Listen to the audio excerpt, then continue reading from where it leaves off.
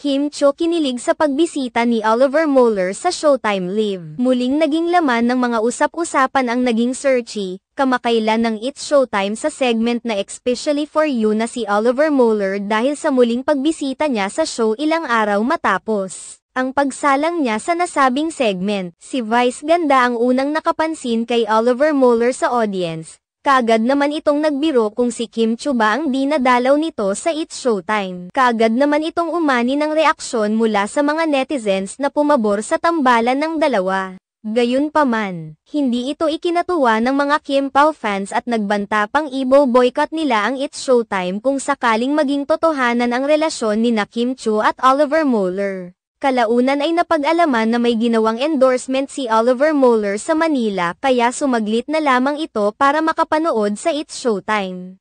Matatandaan na marami ang kinilig ng ibahagi ni Oliver Mueller sa kanyang social media ang larawan nila ni Kim Chiu sa dressing room ng It's Showtime. Kaagad naman na napansin ng maraming mga netizens ang pagkakaroon ng malakas na chemistry ng dalawa at tila tinada na rin umano dahil pareho silang nagmula sa Cebu City. Dahil dito, may mga naglabas ng payo kay Kim Chiu na si Oliver Mueller na lamang ang i-entertain kung sakaling manligaw ito sa kanya dahil tila wala umanong swerte si Kim Chiu sa mga lalaking nagmula sa showbiz industry. Sa kabilang banda, yumangal naman ang mga solid Kim Pao fans dahil naniniwala rin sila na ang perfect partner para kay Kim Chiu ay walang iba kundi si Paolo Avellino.